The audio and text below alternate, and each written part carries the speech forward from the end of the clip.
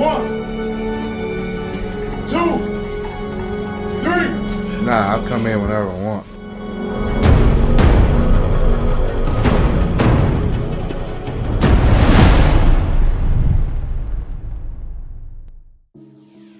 What's happening, YouTube? It's your boy BountyTank checking in. We got another episode. Tank Talk, man. We got a very special topic today. I got my man right here. Dave Duncan. Just fuck with y'all. My man Dave in here. Y'all know Dave, man. Last time we did an interview, fucking YouTube took it down. So we're going to do another one. Another one for y'all, you know. So for sure. Today's topic, we just going to, like I said, have an open dialogue. It's pretty much just being black with a badge and having the authority. So before we get into the conversation, this is no discredit to any other race that has a badge. We're just speaking on our, experiences and what we deal with, as black men and having a badge. So let me throw this out there. I am not a representation of my department. This is me, being me, doing me. They don't have nothing to do with what I got going on outside of when I'm in uniform or when I'm at work. So this ain't got nothing to do with them. This just me talking. If you want some honesty, everybody want the real, but when it come to them, you want to find something wrong with it. So just take it as a grain of salt, man.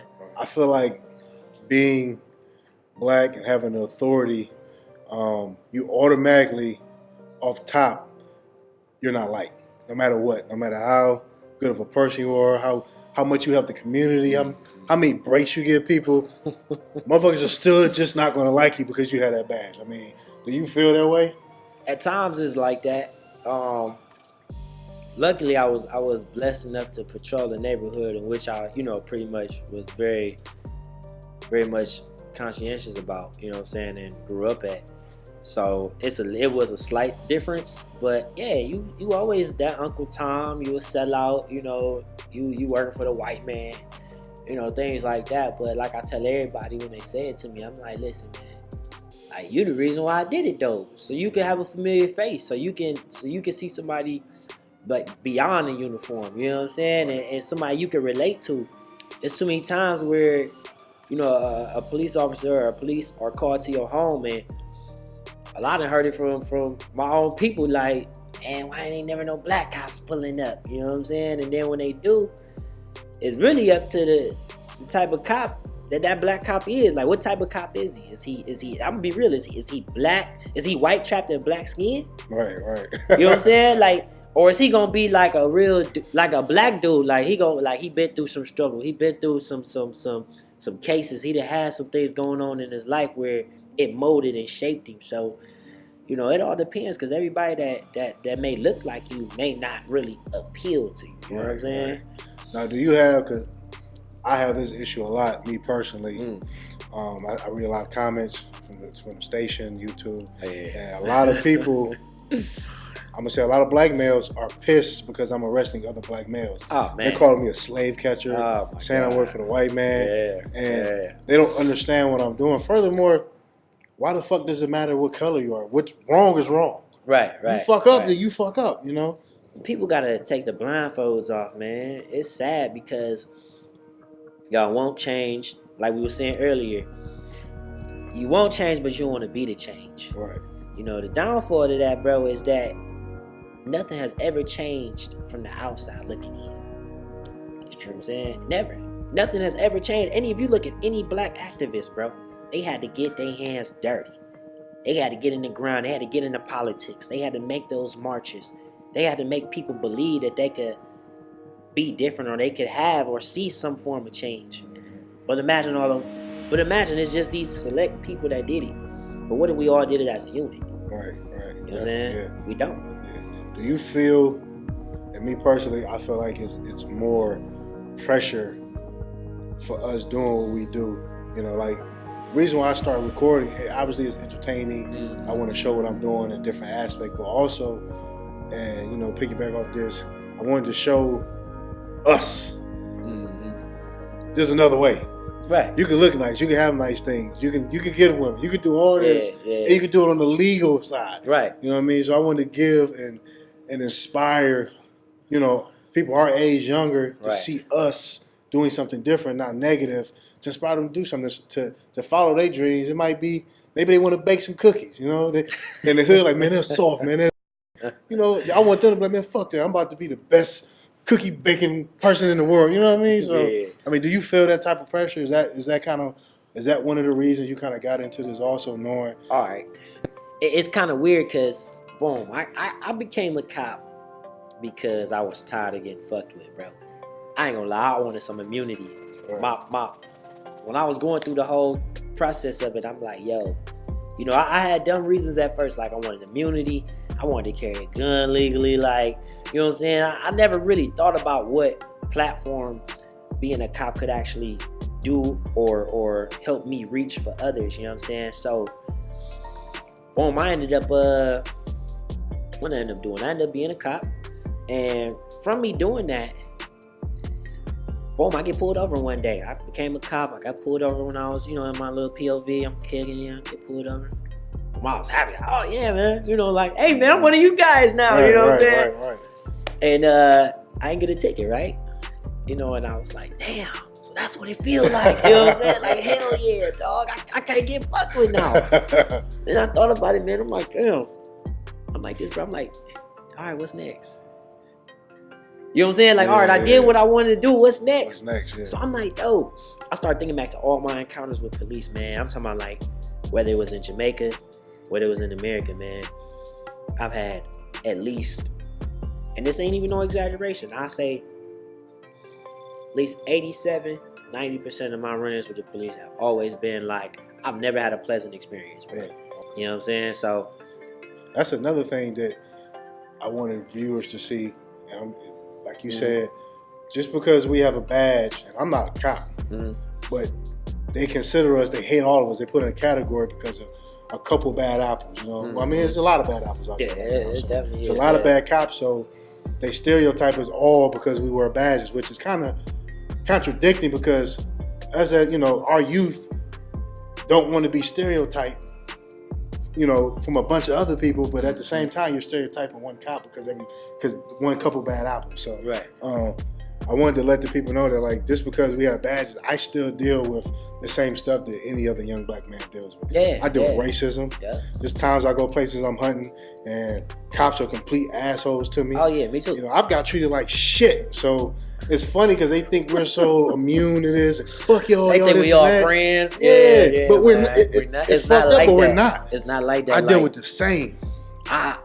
It's crazy because even as a cop, I've been a cop, going on 8 years now, man, and it's crazy because I can literally remember times where I was in uniform and had a negative encounter with another officer in uniform. Like, I didn't got in, on the scene, like, we didn't got into it, like, man, fuck you, man, hey, man, this ain't your jurisdiction, I don't give a fuck what you know, I'm talking about going at it, like, yeah, you a bitch, what's up? Like, yeah, I done went at it with cops, man, like, you know, I done been pulled over where I purposely would be like, all right, I ain't even gonna tell him I'm a cop, let me see how he treat me. He'd talk to me, talk a little crazy to me. I let him have it. Came back. And he was about to write a ticket. I was like, yeah, by the way, I'm gonna let you know, man, I'm a cop and shit. His face went from, like, what the fuck? And he hit me with this, bro. Like, why you ain't tell me? Why do I have to tell you that for you to treat me a certain way? You know what I'm saying? You see the nice car, you see the tent. You know what I'm saying? You run in place, you see a black young dude, and it's like, oh, I'm out in Timbuktu somewhere, and he got drugs. He out here he doing something illegal. He ain't got no reason out here. You know what I'm saying? Right. So it's man, I deal with, and it's crazy because, you know, one of the questions I know people gonna ask is, all right, when you work with cops that might be racist, do you speak up on them about it? Hell yeah.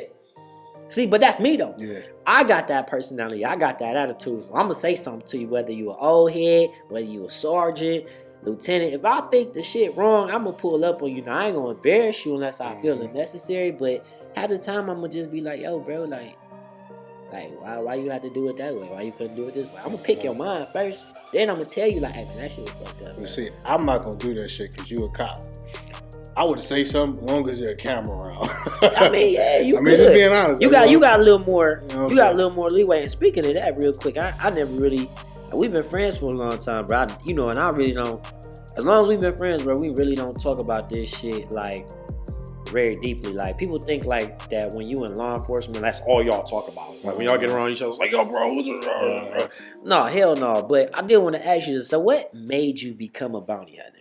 Shit, man, I wanted to be a marshal at first, Mm-hmm. and it was a hiring freeze at the time, Mm-hmm. and I didn't have no experience, so I just started doing digging, and I was like, bounty hunting, this shit is lightweight similar to being a marshal. Mm-hmm. I was like, damn, this shit is really similar, and you work for yourself. Yeah.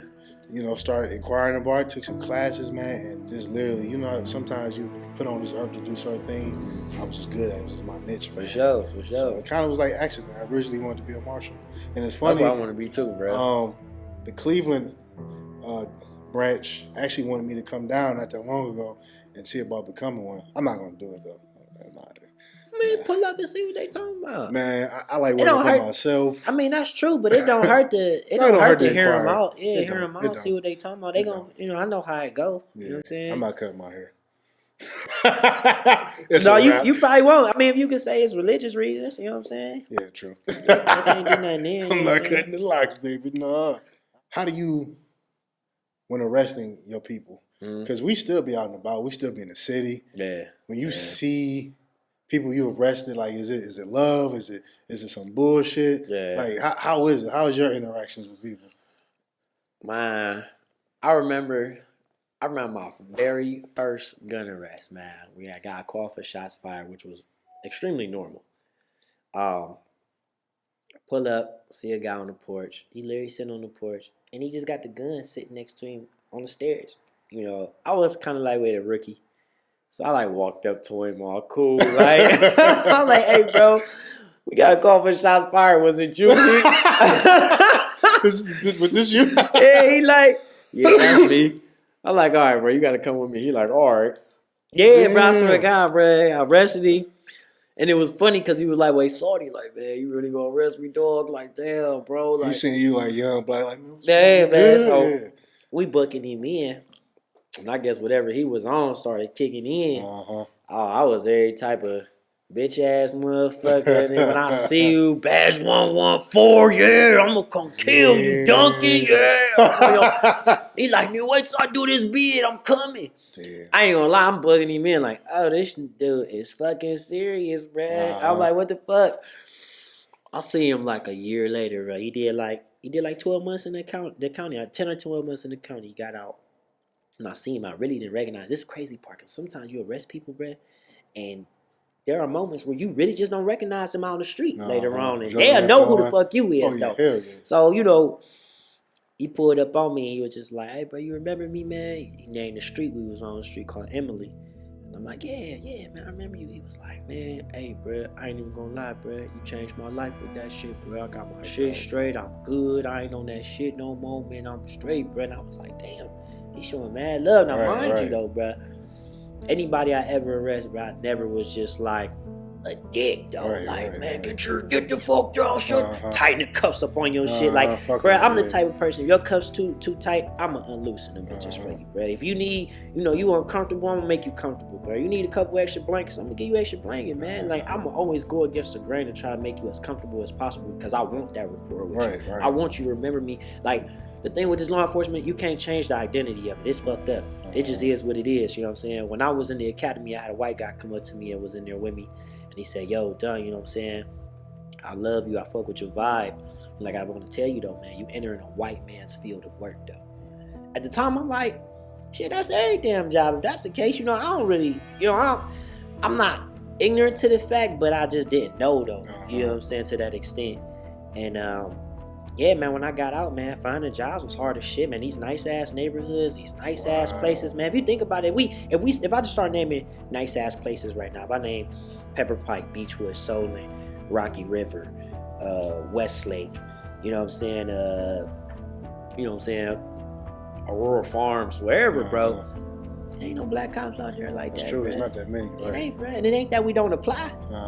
They just don't fuck with you, man. They won't fuck with you, man. The hiring process for police has to be changed, man. And for law enforcement in general, man, whether it's federal, whether it's police, whatever the case may be, bro, like, it has to be revamped, man, because it is a motherfucker to get a job, man. It's discouraging as fuck. It's crazy. You think it's going to be a shortage of cops.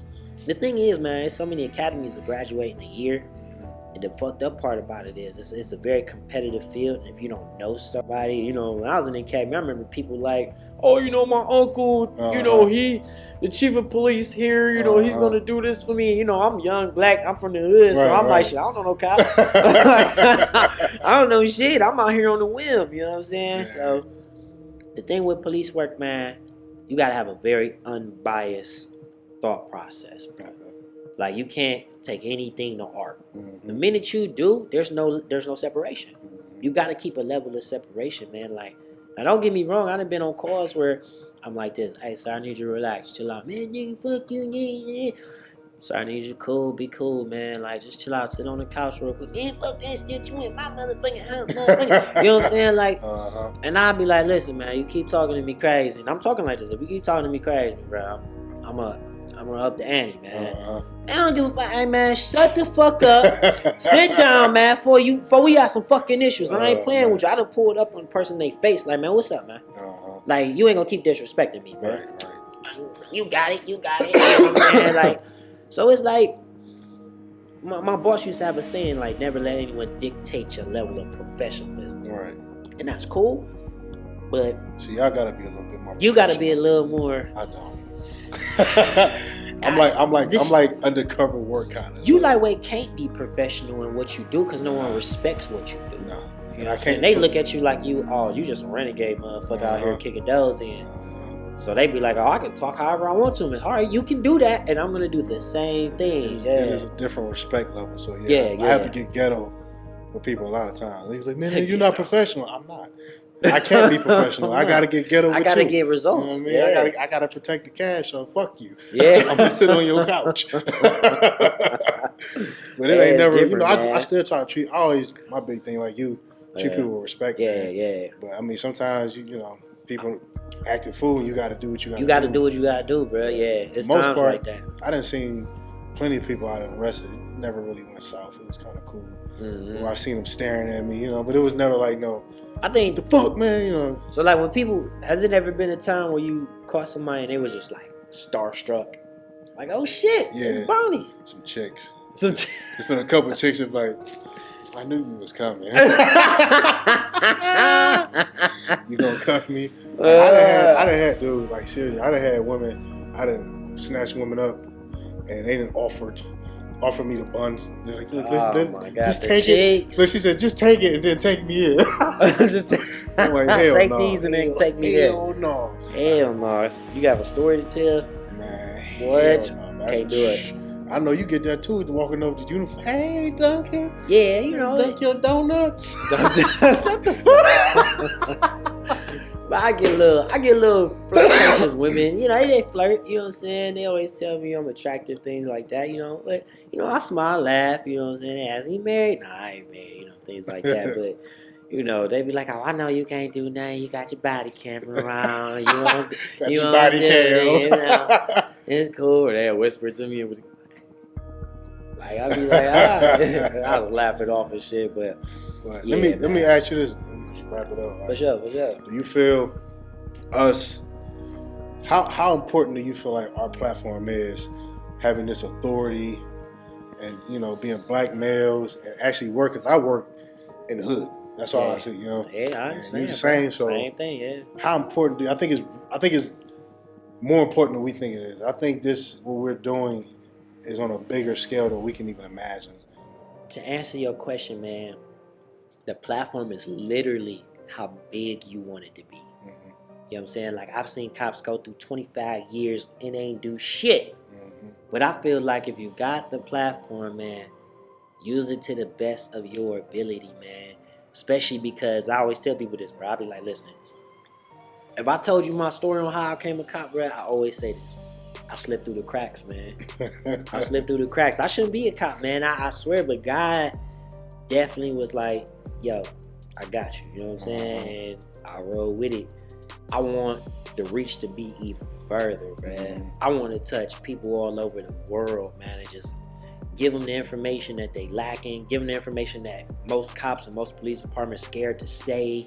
You know what I'm saying? I just want to just put the truth out there, man. People deserve the truth, man. Whether they can handle it or not, that's on you. But I'm going to give it to you however it comes. People don't want the truth. And, you know, that's why I want to kind of end it with. telling the youth, not even just black, Mm-hmm. but males, period, or just if you're in a situation, period, male, female, black, white, it don't matter, and you're pulled over by a cop, don't give them a reason. Yeah. Now, Play it cool, sometimes, man. all right, you're in a situation where you don't give them a reason. You can't control that, but what you can control is your mouth. If you give respect, most of the time it's not, nothing's gonna happen. You'll get your ticket and you're gonna go home alive. Yeah, When you give someone a reason, being belligerent and resisting but screaming, I'm not resisting, that's fucking resisting. And at that point, you have no choice. The cop or Hunter has no choice but to get fucking physical at that point. Yeah. And they don't understand that shit. They feel like yelling and screaming, I'm not doing nothing, I'm not resisting, but you're not following directions. Yeah. You're giving them a reason. I see a lot of that too, man. It's a double-bladed sword though, because you gotta realize, just like racism isn't something you're born with, it's taught. Right. So like, just imagine the hatred for police is either taught or experienced. You know what I'm saying? Like, mine wasn't taught. Like, growing up, you really wasn't taught to really hate the police, but you was taught to, like, steer clear from them, though, if you can. You know what I'm saying?